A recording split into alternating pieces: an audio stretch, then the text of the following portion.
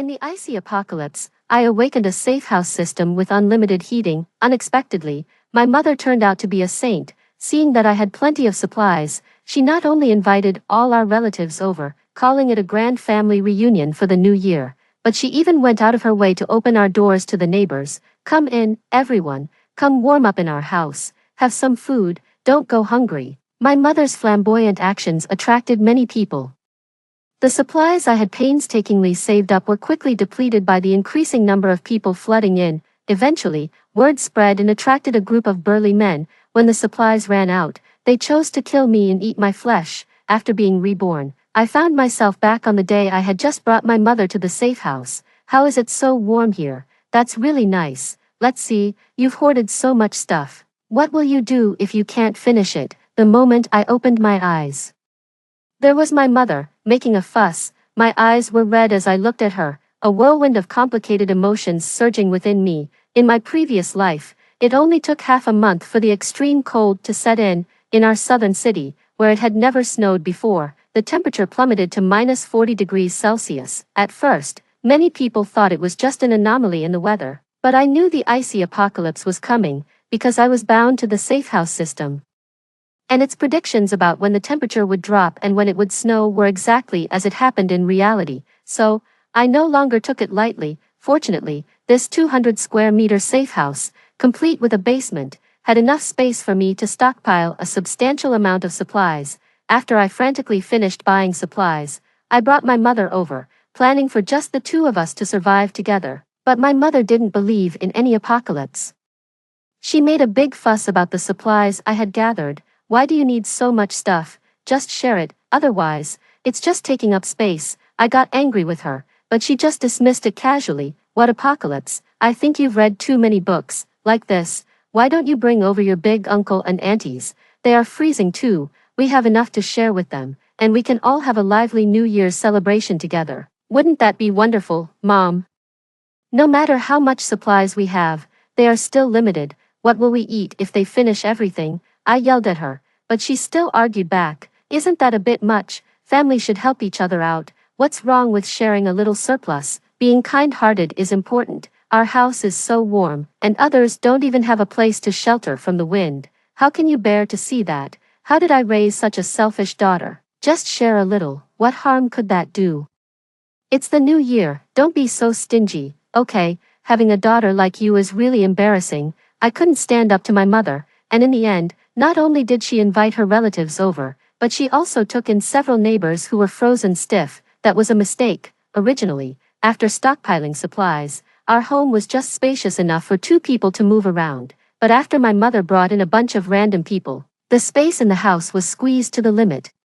Even standing room to sleep was scarce. The beds were occupied by my uncles, and I, as the owner of the safe house, could only sleep on the floor near the toilet. The floor was so crowded that there wasn't even space to stretch out, and every day I had to put up with the stench of my neighbor's feet, making it hard to breathe.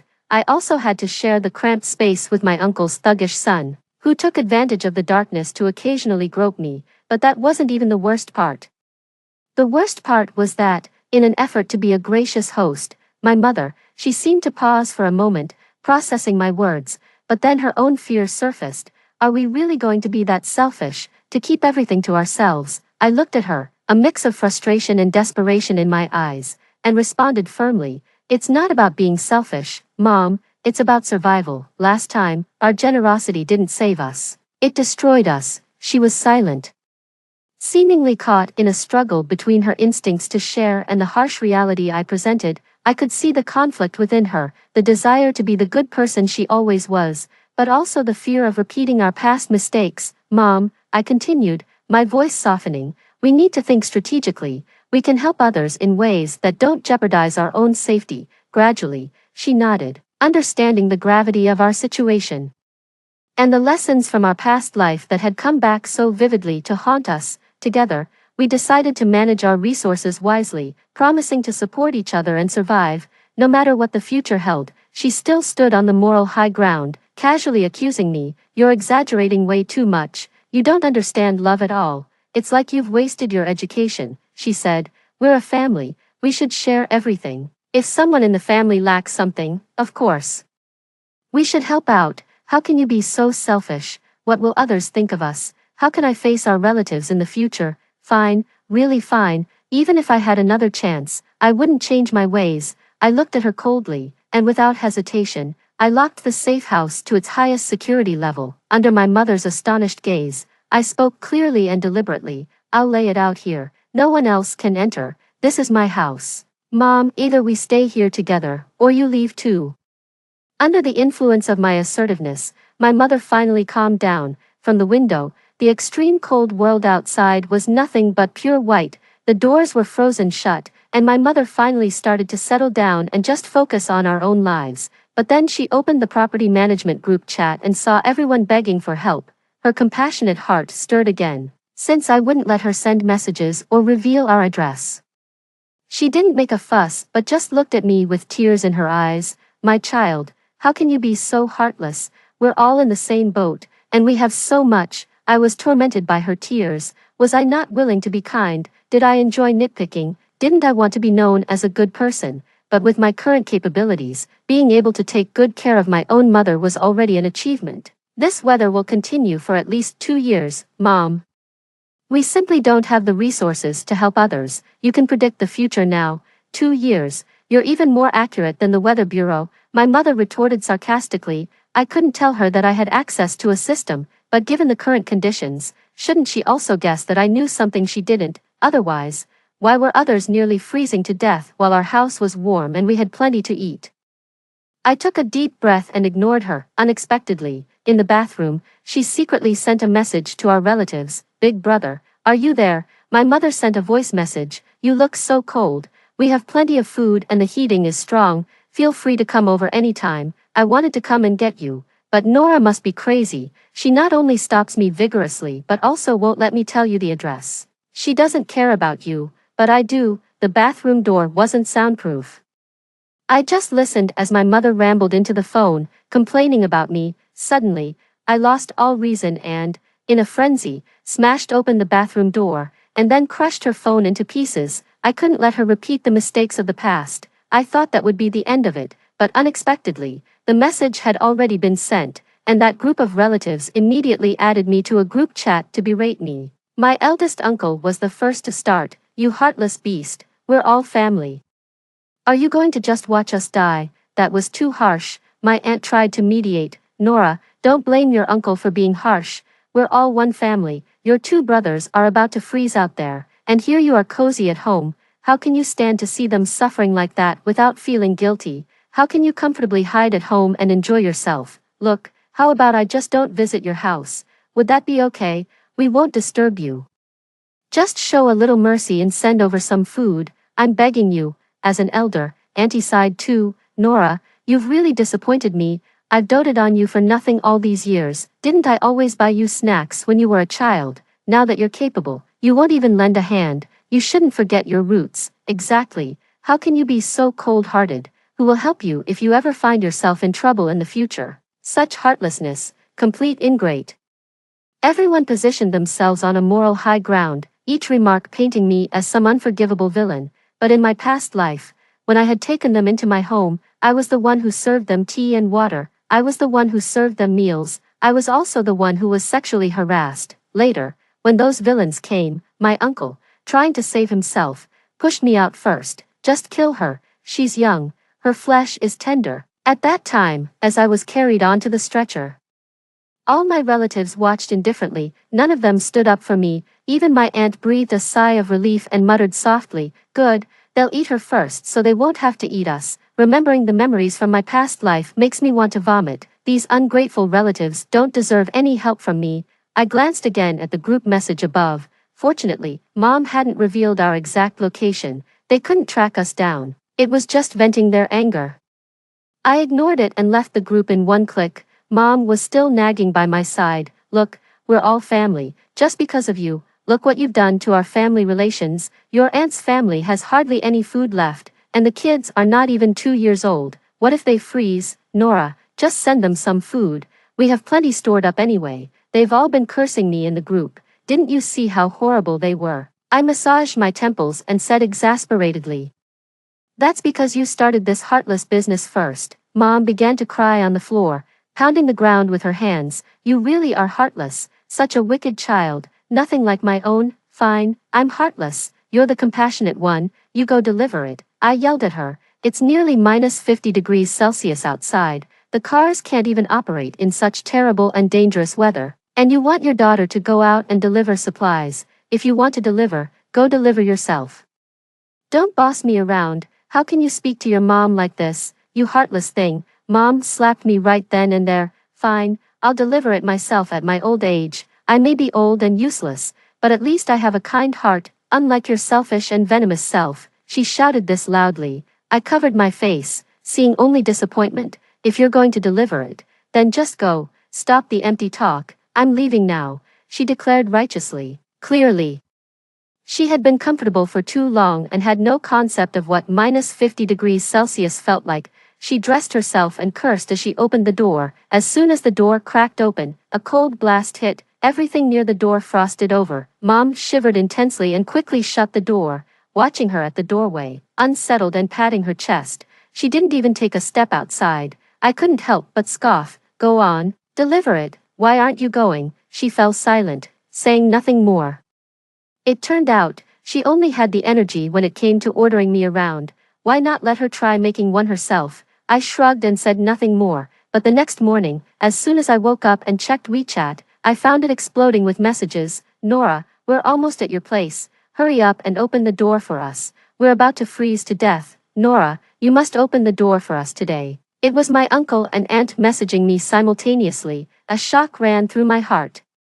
How on earth did they find out our exact address? I scrolled through the messages and my anger began to boil. Just the previous night, while I was asleep, my mother had unlocked my phone and added me and the relatives to a group chat. She personally sent a location pin in the group and pretended to be polite, saying, "Come on over. It's warm here and there's plenty of stuff." Nora wouldn't let me share this. I had to do it while she was asleep. The heartless girl, don't worry. Big brother and little sister, if she won't host you, I will. Come quickly, we have more supplies here than we can eat. Let's have a nice family reunion dinner before New Year's Eve. My head buzzed, and then suddenly, there was a loud knocking at the door. Open up, Nora, it's us, open the door. My mother leaped to the door and flung it open, and I, just waking up in bed, hadn't even had time to get dressed. My uncle and aunt's families just entered, and a warm rush greeted them, melting the frost on their faces. It's so warm in here, they exclaimed. I hastily threw on some clothes and came out of the room with a scowl. I saw a flash of jealousy and greed on my uncle's face. Having survived an apocalypse once, I was particularly sensitive to these emotions, yet, my oblivious mother continued to warmly welcome them. Come, sit down, you must be frozen. Nora, go get them some water. Anger surged within me. The door was still open. It didn't matter anymore. Let it be. I had always known there was a traitor in the house, so I had a backup plan. Most of our supplies had been moved to the basement, leaving less than a third in the house. The basement was designed to be extremely concealed, seamlessly blending with the surrounding floor, and my mother had no clue about it. No matter what, I could still come out unscathed. When those relatives came in, I had already made up my mind. In this lifetime, I was going to expose their true nature and cure my mother of her naive saintliness. I stood at the door, glaring unpleasantly at my uncle and aunt's families. They touched their noses, looking somewhat guilty, and my mother, immersed in the joy of hosting, just gave me a smug look as if to say, "What can you do about it? The people are already here, after all." I am your mother. My uncle and aunt knew how to play to the audience. Seeing that I wasn't greeting them, they eagerly hovered around my mother, occasionally throwing snide remarks my way. "Sister, you're so generous, unlike your child who's so stingy." The younger generation just doesn't measure up. It's not fair to say that. If we had these means, we'd definitely invite you all in. It's just that she's not good enough, playing the perfect good person. My mother looked even more noble against the backdrop of me, the villain. She immediately rushed to the kitchen to distribute my things generously. "Here are some chocolate fries that Nora bought. Take them, eat as much as you want." I clenched my fists in anger. These were my favorite snacks, and there wasn't much left. Mom did it out of spite, deliberately making me uncomfortable. She lifted her head, looked at me with a smugness that seemed to overflow from her eyes. It was as if she was saying, "What can you do to me?" In front of the relatives, standing where I could hear. She taunted me. In our generation, people helped each other, knew warmth and cold, not like today's young people. So cold. Fine, I'm not cold, I'm warm-hearted, I can host guests well too. I rushed to the kitchen and took out the bird's nest and ginseng that Mom had treasured for a long time. Everyone hasn't eaten for so long. Let me prepare a medicinal meal to nourish everyone. Seeing what I had taken out, Mom's face turned pale, but her words had already set her up. Now it was too late for regrets. The cousin who harassed me in my past life, while still showing respect towards my mother, then turned to me and mouthed, "Bitch, I did it, what can you do about it?" And my aunt, looking at me coldly, said, "Nora, your aunt has seen all your past actions, you've chilled the hearts of our relatives. It's too late to make amends now," my uncle snorted and pushed the bowl of bird's nest soup off the table. Mom cried out in distress, "Brother, if you don't want to drink it, fine, but why take it out on things? I usually can't bear to drink it myself." Watching the true faces of these relatives, I just found it ridiculous. They had just entered my house and started showing their true colors to the host, constantly calling me ungrateful, when in fact, they are the ones who lack gratitude. I suddenly struck the wall with the back of my hand. The crowd instantly fell silent. Having survived the apocalypse in my past life, I knew well the law of the jungle. Every day of this reborn life, I've been training, lifting weights daily, building muscle. I've become so strong now, my upper body is more formidable than a bullfrog, my fists as big as punching bags. With such a physique, just standing here, my presence is intimidating. Under my imposing aura, they didn't dare to touch me. Asserting myself as the master of the house, I spoke up. "I'll emphasize one thing, look, we only have so much supplies in the house, and with the weather getting colder by the day, waiting for rescue is an indefinite prospect. You can share, yes, but if you let this information slip and attract others here, one more mouth to feed means less food for each, and you'll end up starving to death. Do you understand? It's been almost a month since the apocalypse began. They should understand the weight of my words." My aunt and uncle swallowed hard, actually listening seriously without pulling rank as elders. With that said, I lazily glanced at them and went back to my room to sleep. It's just the beginning. I doubt they'd dare do anything to me now. The next day, Mom received a distress message on her backup phone. Her eyes filled with tears. "Your childhood neighbor." She messaged Mom saying she's about to freeze to death. "It's just the two of them. Let her come to our house to warm up." No way. This time, except for me. Everyone in our house unanimously said no. My uncle even went so far as to snatch the cell phone right out of my mother's hands. "Why are you taking my cell phone, big brother? People are freezing to death out there. At a critical time like this, I have to say, you're being naive. With so many people in the world, do you think you can save them all? It's already good enough if you can take care of those around you." My mother felt extremely aggrieved after being scolded by my uncle, seemingly unaware of why everyone had become so selfish, but I knew why, because everyone in the family had experienced hunger and cold, except for my mother, who had lived a life of comfort under my protection. Only those who are well-fed have the leisure to recklessly stir up trouble without considering the consequences. Her kindness met with resistance from everyone, so she no longer dared to casually speak of saving others. During dinner, everyone ate their meal. My mother still led and directed me like she used to in the past. "Nora, everyone here is your elder, and since you are young and capable, help wash the dishes for our guests." I sat there, motionless, as if I hadn't heard her. Indeed, my assertiveness that day had its effect. The others, seated in the middle, also didn't dare to make a sound. No one but my mother dared to order me around. I let out a cold chuckle and looked around at everyone with their own agendas, saying, "Whoever ate should wash their own dishes. This is my house. Letting you in is already a favor." My mother was immediately upset. "How can you speak like that? Don't you have any manners? How can you make guests wash the dishes? Fine, if you don't want to wash, let your mother do it. Let these old bones of mine wash them for you." She began to play the martyr, thinking these words could prick my conscience and persuade me to help her. But I just shrugged and dropped a casual remark, "Suit yourself." I refused to bear her karmic burden. With that, I went straight back to my room, stumped by my response.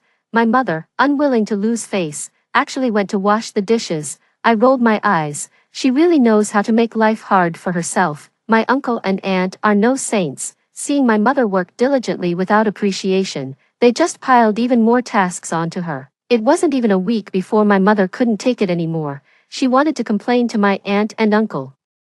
But having preached about how to treat guests, she felt embarrassed to contradict herself. She could only moan about her pains while sharing a room with me at night, hoping I would hear, "Oh, my back hurts so much from all the work. It's so painful, ah." My back is really painful. Before the apocalypse, I was a dutiful child. Whenever my mother complained about her discomfort, I would massage her back and shoulders, but after the apocalypse, things changed completely. Because of her overly compassionate nature, I had to do even more work, wash more dishes, and it went on for a month. Wasn't I even more exhausted and tired than her back then? But in my past life, no one pitied me. Mother, the pain isn't in your body, so naturally.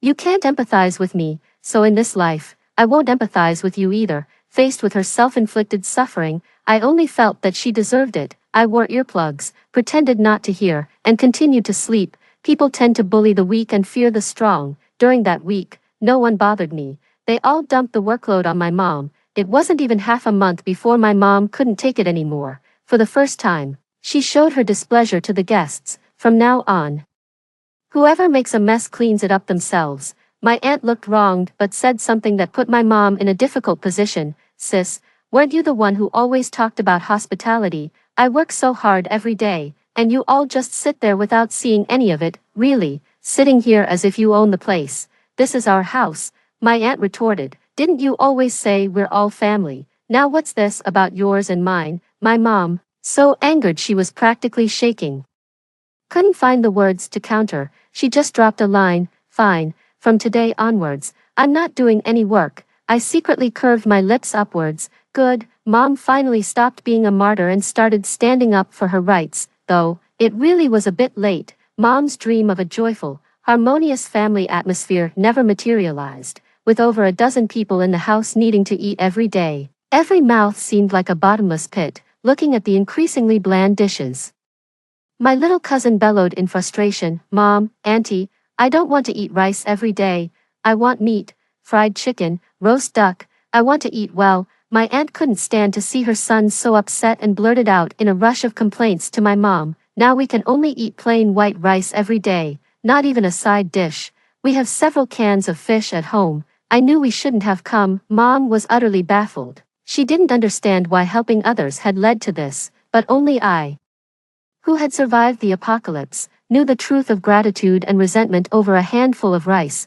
Can't you see the situation? If you hadn't come, you'd all have frozen to death outside by now. I knew I shouldn't have let your family in. This was the first time my usually helpful and kind-hearted mom shouted at relatives. What's wrong with complaining about bad food? You said there would be plenty to eat and drink at your place. And look at us now. The scene was chaotic. And if it weren't for me holding them back, they might have started fighting. Let's all calm down. Staying alive is what's most important right now. My uncle rushed into the house and pulled the two arguing parties apart, but his eyes, filled with hatred and scheming, sent shivers down my spine. As supplies dwindled, the atmosphere in the house grew more oppressive. "Sis, how much rice do we have left? I see your daughter's cooking less and less each day, and the kids are still hungry." That was my aunt's voice, deliberately lowered, but every word was pointed. My mom sighed and waved her hand. "Oh well, I'll check the rice bags again. If it's not enough, we'll just have to make do." But the next day, my cousin's cries of hunger, holding his bowl, pierced everyone's heart like a needle. The remaining rice was running out. What was cooked in the pot was nothing but watery soup with a few wild vegetables floating on top, mocking the absurdity of this family reunion. The wrinkles on my mom's face deepened. As daily rations were distributed, everyone's eyes were round and watchful, fiercely guarding their share, afraid of getting less. My aunt and cousin had already fought twice over insufficient food. My cousin, dizzy from hunger, secretly stuffed a hard biscuit into his pocket. When discovered, his mother slapped him and scolded harshly, "Eat, eat, eat. Do you think just because you're a child you can take whatever you want? This place is all about rules." "Rules?" Auntie shouted with red eyes. "Your family eats the most, and you still have the nerve to talk about rules." The argument spread from the kitchen to the living room. Everyone was shouting and cursing. Children hid in the corners crying, as if they knew this household could no longer bear the strain, until one day, something even more terrifying happened. Mom discovered that the bag of rice hidden under her bed had disappeared. Who took it? For the first time, Mom asked coldly. Anger in her voice, everyone bowed their heads in silence. I'll ask again. Who took the rice? How can you speak like that, sister-in-law? This time, Auntie spoke up, her tone full of disdain. It's the end of the world. We all need to survive. There's no yours or mine. We're a family. We should share our joys and sorrows. The rice must have been cooked by someone. What are you fussing about? Mom's face stiffened. Auntie's words were exactly what she herself had said a few days ago. Thinking back to a few days earlier when she had proudly spoken about helping others, Mom's face twisted in irony. Outside, the wind and snow roared like wild beasts. Inside, it felt even more like hell. Hunger distorted everyone's faces, and familial bonds had long been shattered into pieces. This was the fourth day without food. Everyone was listlessly curled up in corners. Mom and I stayed in the bedroom. Mom lying stiffly on the bed, her eyes vacant. I took some compressed biscuits from under the mattress and handed them to Mom with a sarcastic tone. Here's some food for you. You can go and share it with them. When Mom saw the biscuits, her eyes widened. She snatched the biscuits voraciously, yet chewed carefully, afraid that the sound of her chewing might be heard by someone. Watching Mom's undignified eating and the regret nearly spilling from her eyes, I found it amusing. Some things you only truly appreciate after you've experienced them yourself. Yet, a greater crisis was still brewing. After half a day, the people in the house couldn't bear the hunger anymore. The relatives we had taken in started conspiring outside. They have food. This was the first thing Uncle whispered, piercing the tense atmosphere inside the house like a needle. How do you know? Auntie asked, surprised and agitated. Do you need to ask? They've been quiet and calm. Look at their complexions. Do they look like they're starving? Uncle said grimly. Besides, it's the end of the world. They're the homeowners. Isn't it normal for them to have a private stash? Auntie's eyes flickered, obviously mostly convinced. She licked her dry lips, her voice hoarse. But if we just go and rob them? Isn't that too what? Uncle scoffed coldly. Look around. Who else in this house can last? If we wait any longer, we'll all starve. He lowered his voice, his tone sinister. Better to force them to give up the food. If they don't have any, we can resort to eating the mother and daughter. After all, it's just two women, and there are no men to help them. What trouble could they possibly stir up? These words silenced Auntie for a moment, but eventually, she nodded. In the bedroom, I leaned against the metal door of the safe room. I heard everything loud and clear. I always knew this day would come, Mom, I said in a low voice tinged with sarcasm. Do you hear that? These are the wonderful relatives you welcomed. Mom froze by the bed, her face deathly pale, trembling all over. How could they? How could they? Why couldn't they? I scoffed coldly. They stopped seeing you as a person a long time ago, from the day you let them in. They treated you like an endless source of charity. You liked playing the saint, and now you see, saints are only good for sacrifice. Mom was speechless, guilt and fear mingling in her eyes. At midnight, the conspiracy finally took shape. Bang, bang, bang, the knocking came, along with my uncle's shouting, Sis, open up, we're family, we won't hurt you. Mom looked terrified at the door, her voice trembling. They really came. I grabbed her and pushed her into a corner, saying coldly, Shut up, just watch, this is a safe house. Even the bedroom door, once shut, is impervious to blades and bullets, so, I had no worries about our safety. As we remained silent inside, the voices outside grew more vicious, turning from urging to threatening. Sis, stop pretending, we know you have food. If you don't open up, don't blame us for being rude. Then came the sound of a knife hacking at the door. Bang, bang. The metal door emitted a low hum but showed no signs of damage. What's with this door? Impervious to weapons, my aunt screamed outside. What do you mean impervious? Keep chopping, my uncle frantically said. Inside, Mom cowered in the corner, tears streaming down her face. How could they do this to us? We're supposed to be family. Mom, they're right, I interrupted her coldly. Aren't you all about giving? Didn't you say family should support each other? Now's your chance. Why don't you open the door? Mom sobbed, unable to lift her head. The voices outside grew even more rampant. Sis, it's useless not to open the door. We're all going to die soon anyway. You two women, since you're going to die, might as well feed us first. You love to give, don't you want to help us? I've seen enough. Mom suddenly raised her head, her eyes filled with long-suppressed anger. These people, they're beasts. Only realizing now, Isn't it a bit late? I sneered. Eventually, the chopping stopped outside, replaced by a chaotic scuffle. This door can't be opened. Shut up. I'll eat you if you say it can't be opened again. You're mad. Why should only your family be eaten? Bullshit. You've eaten the most. Why should we starve? If we're dying together. Don't think you can survive alone. Curses, screams, the dull thud of knives piercing flesh. The sounds merged into a nightmarish cacophony. Mom stared blankly at the door, tears drying on her face. If only. She exhaled shakily. Her voice filled with unstoppable regret. If only I hadn't let them in from the start. If only. There are no ifs. My voice was as cold as ice. In an apocalypse, every additional person is an enemy. You're only understanding this now. Far too late. When dawn broke, there was no more noise outside. I opened the door, only to see a blood-stained floor and a mess of corpses. Clearly, they had turned on each other and died by each other's hands. Mom wept bitterly in front of the bodies.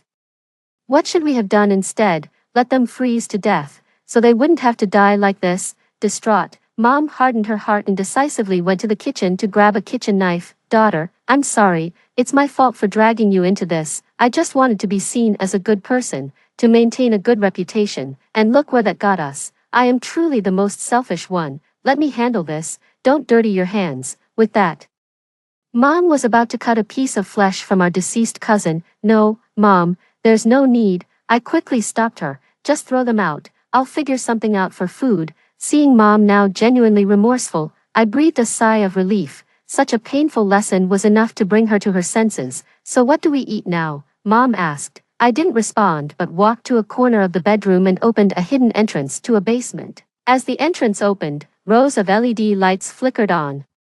The spacious basement was filled with neatly arranged supplies, bags of rice, canned goods, vacuum-sealed biscuits, and instant meals on one side, and reserves of mineral water and beverages on the other, along with various household items, even including a small generator. Mom was stunned and murmured, "Where did all this come from? I kept a backup plan, otherwise, with your generous nature, you would have given away everything we had," I said.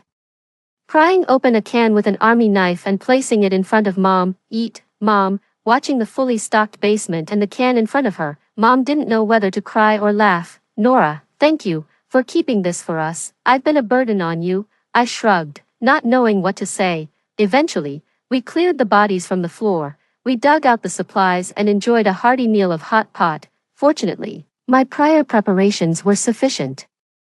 Not just with food but also with entertainment like tablets and pre-downloaded TV shows, so even staying at home wasn't too hard. There were plenty of things to keep us occupied. Finally, after what seemed like an eternity, the snow outside began to stir. A beam of sunlight entered our home. I watched the temperature slowly rise and the snow melt away, reflecting on everything. I felt a sense of relief. After enduring a long, cold winter, spring was finally on its way. Story 2. With the apocalypse-like heatwave imminent, my parents and younger brother's family moved into my new house. I was locked out on the balcony just for complaining about saving electricity. Under the sweltering heat of over 60 degrees Celsius, I couldn't last a few hours. Before I died, I saw my parents' and brother's family leisurely watching TV in the living room, enjoying watermelon. After being reborn, I decided not to be the saint I once was. I wanted them to experience what I had endured in my previous life. Recently, the highest temperature in our city has reached 43 degrees and is expected to break through the 45-degree mark soon. The temperature is expected to continue to rise over the next period. To reduce the incidence of heatstroke, all citizens are advised to minimize going outdoors during this period at home. The government will do its utmost to ensure everyone has access to water and electricity. Watching the news on TV, I found myself unable to calm down for a long time. I pinched my thigh hard to confirm that I wasn't dreaming. Looking at the glass of water in front of me, I picked it up and drank it all in one go. The feeling of being cooked alive still haunts me, making it hard to forget. Ring, ring, ring. Just as I was about to get another glass of water, my phone suddenly rang.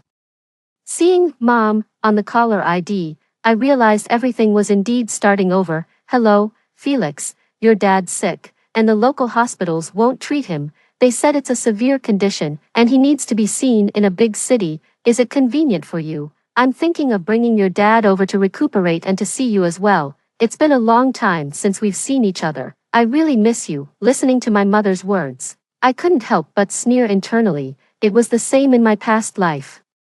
She said they were coming so my father could receive medical treatment, but in reality, it was to save on electricity bills at home by staying cool at my place. Not only that, but she also brought my brother's entire family along. My modest 90 square meter house could hardly accommodate so many people. Once they arrived, I was relegated to sleeping on the kitchen floor every day because the living room was needed for my nephew to play with his building blocks. Growing up, my family always favored boys over girls. When it was time to fill out college applications, my parents worried that if I went too far from home, I wouldn't be able to cook and do laundry for them and my brother. They contacted my teacher and changed my college application preferences. Instead of attending a second-tier university, I ended up at a vocational school in the county. When I saw the admission letter, I cried for an entire day and night. When I finally stopped crying, all my mom said was, "Go wash your brother's clothes. It's been a day without cooking. Do you want to starve us to death?" From then on,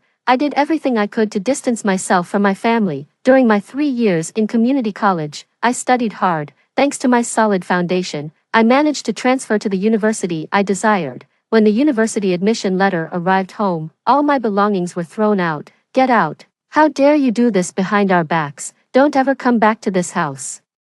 That was the last thing I heard from my mother back home. I packed a few clothes into a bag and started my life of drifting. For the 2 years of my bachelor's degree, I worked part-time jobs and managed to sustain myself. During that time, I never received a single call from my parents, until I started working. Somehow, they found out where I was employed. From then on, they began their relentless pursuit. Seeing that I had made something of myself, every day, they started coming to my workplace.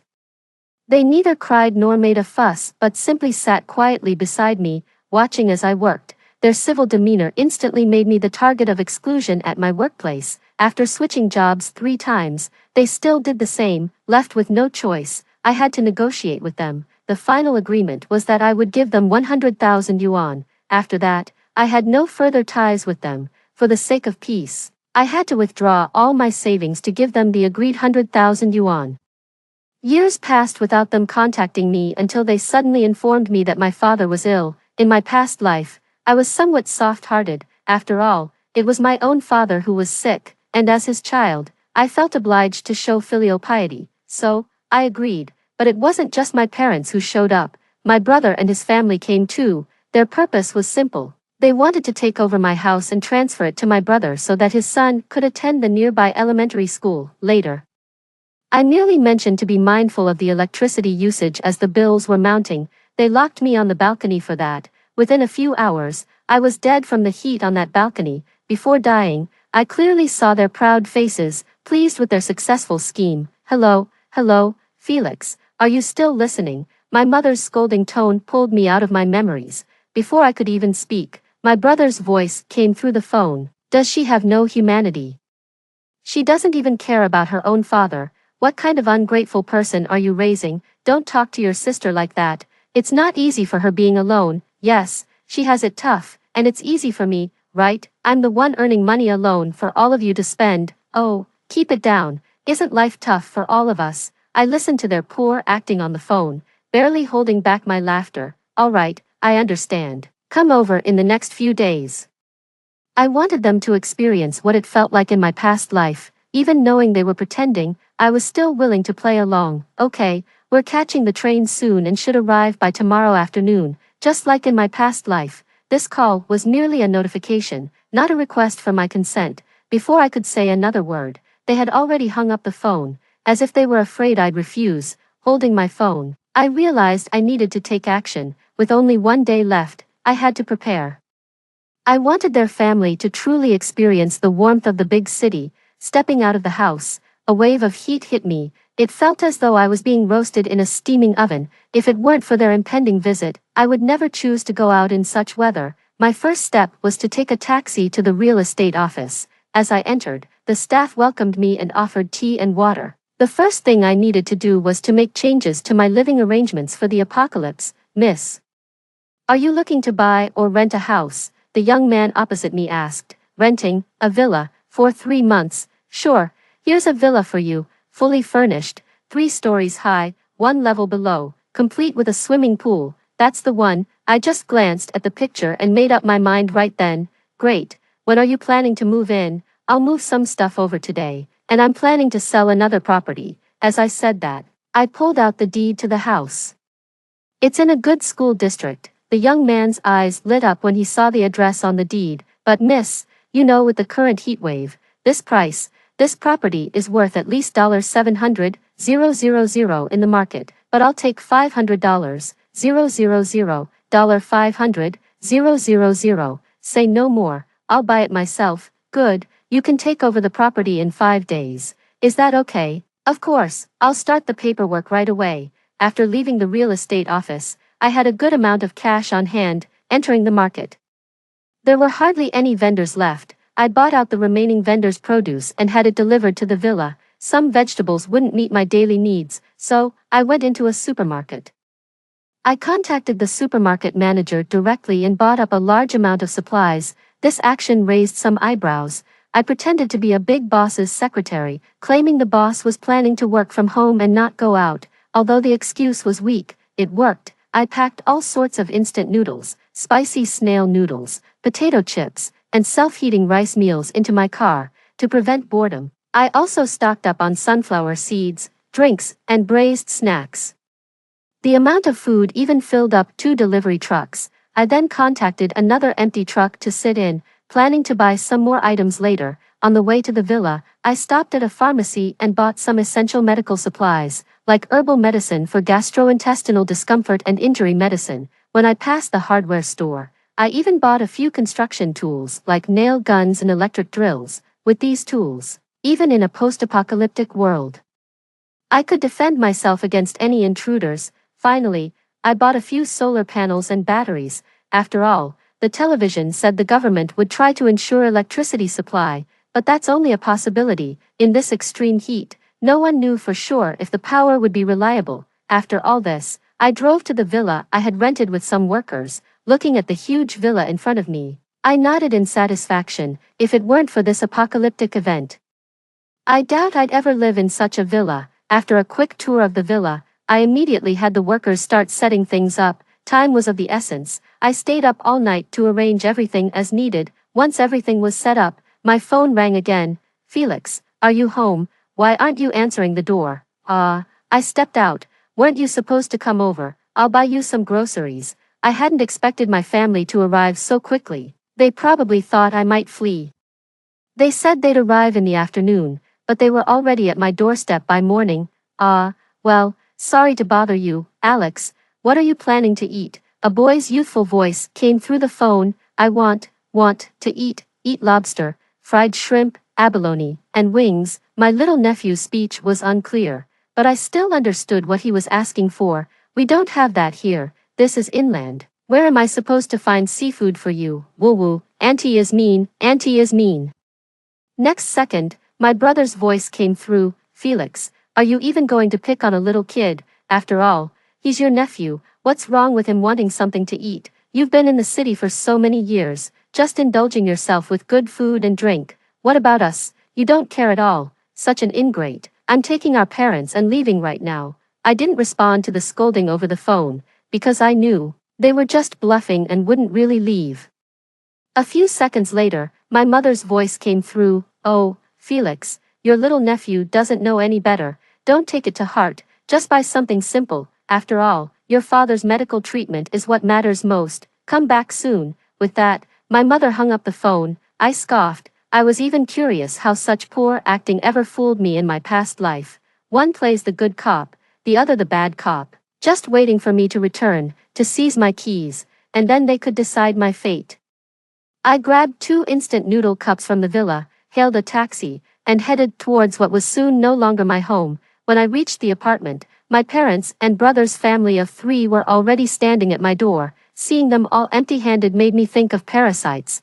Felix, your brother was worried and insisted on coming over. You don't mind, do you? My mother hurriedly explained, fearing I wouldn't open the door. Mind, even if I did, could they leave?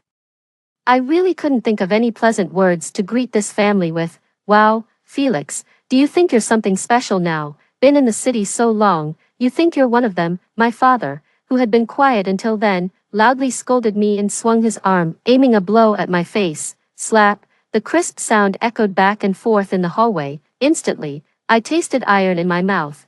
Blood trickled down from the corner of my lips.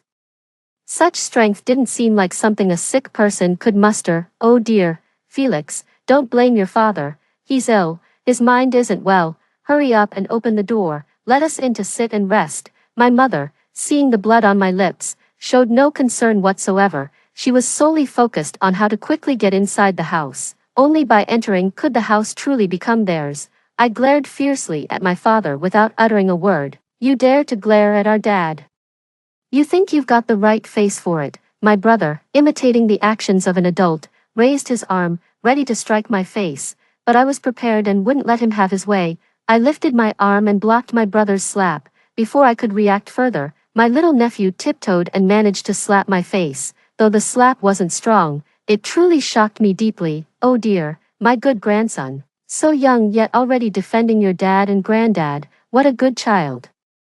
My mother picked up my little nephew, showering him with kisses and praise. Auntie, bad, baddie, terribly bad. Looking at my 6-year-old nephew, who couldn't even speak basic sentences, I realized he was another societal menace. My sister-in-law stood by, arms crossed and dissatisfied. Enough, we've been standing at the door for too long, and after receiving a couple of slaps, you should be satisfied now, right? What? Need a couple more slaps before you'll open the door? I remained silent, mentally noting down every grievance. Soon, it would be time to settle scores. Upon opening the door, a chill rushed out from the room. Seeing the air conditioner still running, I felt a secret thrill. It wasn't that I had forgotten to turn it off, rather, leaving it on was part of my plan. The electricity bill for the house was almost depleted. It could only run for 2 more days at most. Soon, my brother's family would have to pay. Perfect timing, as the property management fees were also due soon.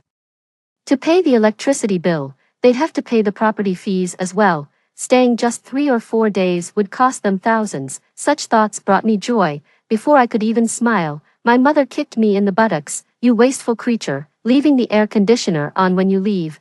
No wonder it felt so chilly at the door. Once inside, my mother completely changed her demeanor, showing no concern for my well-being. I always said, marry her off to get some dowry money.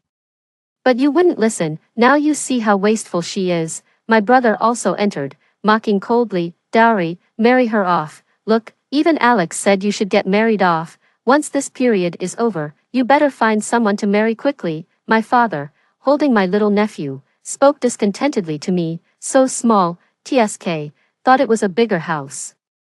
You're not living that well by yourself, are you? My sister-in-law, upon entering, immediately started assessing the size of the house. I said nothing and just walked back to my room. Bang, before I could lie down, my brother kicked the door open. Get out, out. Where to? Your tiny house. Just 2 bedrooms and a living room. My wife and I will take 1 room. Our parents with my son will take the other. And you sleep in the living room. No, living room, building blocks.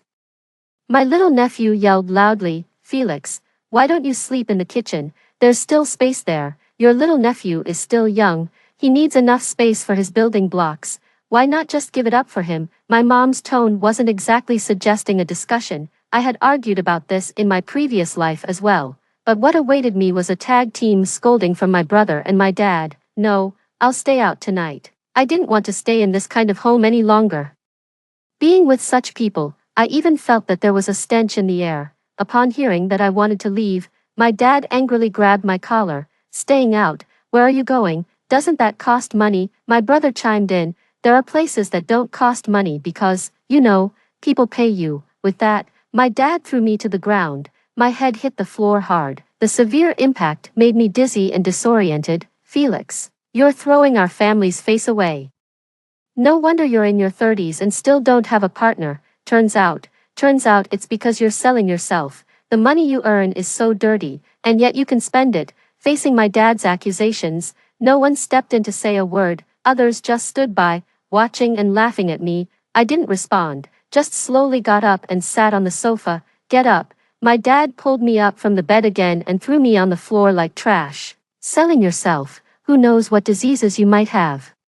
The whole family is here. especially Alex. If you dare infect him, I'll break your damn legs, break your damn legs, break your damn legs. My little nephew mocked laughingly. I still didn't say a word. The pain in my head was too much for me to even speak. I sat on the ground for a while longer, trying to ease the headache caused by the collision. During this time, not a single person came to check on me. No one even asked if I was okay. It was as if I didn't exist at all. I also took this opportunity to quickly set up the surveillance cameras I bought on the way back. It was almost time to torment and destroy them. How could I miss recording such moments? As time slowly passed, the cries of my little nephew soon followed. I'm hungry, oh dear. The little one is hungry. Let's see what your aunt's house has, shall we? My mom carried my nephew out of the guest room. Felix, what do you have at home? Hurry up and bring it out, here. I pointed to the instant noodles on the table. Is this it? Are you trying to starve us? What's going on? Why the noise? When I finally got some sleep, my brother came out of the room, roaring discontentedly. Your son is hungry. If he's hungry, he should eat. You, go buy something. My brother gave me a sidelong glance, not even willing to address me directly. I shrugged and said, no money, no money. Where's your money? Aren't you guys who sell yourselves supposed to be rich? Watch your mouth. I do have a legitimate job. Don't just start with accusations of selling things. Oh, come on, you call that a legitimate job? Can you even afford a house with that? I've been working hard at home for years and haven't saved a penny. Enough said, let's drop it. Why don't you go out and buy some food? Understood. Are you asking me to go out? I asked with a light chuckle. Of course, go and buy some food quickly. Fine, I'm leaving, and I'm never coming back. After saying that, I slammed the door and left. Once outside, I activated the well-prepared surveillance system. I saw my brother angrily smashing a vase on the floor in the room. She's gone too far. She's gone too far. Who does she think she is? I should have dealt with her when I had the chance. His roaring made my little nephew immediately start crying in fear. My mom quickly tried to console my brother. Oh, let her go if she wants to leave. Don't forget, we came here for her house. Now that she's gone, the house is ours, right? Humph. Lucky she ran off fast. My brother snorted coldly and went back to his room. Watching this scene, I said to myself with a smile, such ignorance of the law. Without a property deed, how can you prove the house is yours? Besides, the real owner of the house is about to come and take it back. After that, I took a taxi back to the villa I was renting. Back at the villa, I lay on the bed. Feeling a huge relief, I rolled freely on the large bed. Enjoying the soft mattress and the comfortable temperature, I soon fell asleep. Ding-a-ling, ding-a-ling, a series of urgent ring-tones woke me up. I saw an unfamiliar number on my phone and immediately answered the call. Hello, who is it? It's your dad. Who else? I heard my dad's voice on the phone. You went out selling again. I asked you to buy some food. How long has it been? Look at the time. How long? Oh, I said I'm not coming back. While speaking, I grabbed a bag of chips from beside me, tore it open, and started stuffing them into my mouth. Hearing the crunching sounds, my dad exploded in anger again. You little rascal, what are you eating? We're all starving here. And what are you eating? Chips, spicy flavor. They're actually pretty good. You little rascal, are you trying to kill me with anger? Hey, don't say I'm trying to kill you. I did bring you guys food. On the living room coffee table. 3 buckets of instant noodles. I even brought shrimp and fish noodles especially for my little nephew. Isn't that thoughtful? You bastard, you. I wasn't about to let him continue berating me, so I swiftly hung up the phone. Then, I turned on the video surveillance. Oh dear, why did you smash your phone? My mom lamented as she looked at the broken remains on the floor. It infuriates me, really infuriates me. That scoundrel, he hung up on me. And he's probably out there eating somewhere. So what? Just order delivery, my sister casually remarked, arms crossed, as if it was none of her concern. Delivery? It's so hot outside. Who do you expect to deliver? My brother yelled at my sister. Why are you yelling at me? Go yell at that sister of yours who sold you out. Frustrated, my sister stormed back into the room and slammed the door shut. This family is upside down. Watching the chaos at home, I couldn't help but smile contentedly. Don't worry, this is just the beginning. There's more fun to come, I muttered to myself. For the next while, I lay alone on my bed, watching TV shows and munching on sunflower seeds. Whenever the floor got dirty, I just used the robotic vacuum cleaner. I didn't have to worry about cleanliness at all. As evening approached, the sky gradually darkened. Just as I was about to sleep, my mom called me again. "Hello, what's up, Felix? Your dad's illness can't be delayed. You're more familiar with things in the city. How about you come over and take him for a checkup tomorrow?" I scoffed. "He's sick." "He doesn't seem sick at all from the way he hit me." "I think not only is he sick, your whole family is sick. You all are out of your minds." "Don't call me again." I hung up. This time it was my turn to hang up on my mom. Then I turned off my phone, turned on the air conditioning, and drifted off to a peaceful sleep. The sweltering weather woke me from my sleep. I initially thought the air conditioner was off. I grabbed the remote and pressed it. The air conditioner wasn't off. The initial setting of 26 degrees was no longer sufficient to keep the room cool. I lowered the temperature to 22 degrees until it felt cooler. I immediately turned on my phone to check the outside situation. As soon as I turned it on, a barrage of missed call alerts and messages flooded in. Just from my mom alone, there were over 30 missed calls. There were even more from unknown numbers. The messages were all quite straightforward, all cursing me. I cleared them all in one click, paying no mind to the content. According to the weather forecast on my phone, the outside temperature had soared to 46 degrees. The real feel was even higher.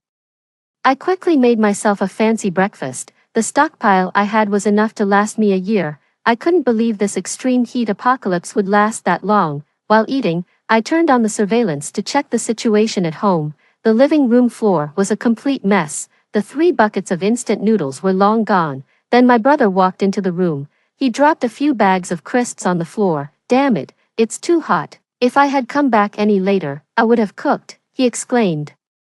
He lay directly under the air conditioner, letting the cool air blow over him. "Is this all you bought? Just a few bags of crisps? Who is that going to feed?" My sister complained as she picked up the crisps and threw them back on the floor. "Wow, since when did you, a mere wife, get a say in this family?" My brother stepped forward and stared at his sister-in-law as if he was about to start a fight any second. "I'm telling you, don't try to intimidate me. If you dare to shout at me again, I'll take Alex and go back to my parents' house." Upon hearing that his sister-in-law was threatening to take his nephew away, my mother immediately panicked. She started slapping my brother on the back repeatedly. "Apologize now, just apologize." My brother didn't apologize. He just snorted coldly and went back to his room. In the end, his sister-in-law ended up eating up several bags of instant noodles with my nephew. The rest of us just had to drink some water to stave off the hunger. Watching the miserable state of that family, I delightedly added some sausage and marinated eggs to my instant noodles and celebrated properly. Another day passed, and the temperature had risen to 50 degrees. The air conditioning inside the villa could hardly stop working for a moment. I sat in the living room eating bread and watching Empresses in the Palace. Before I had finished eating, another unfamiliar call came through. I didn't even need to guess.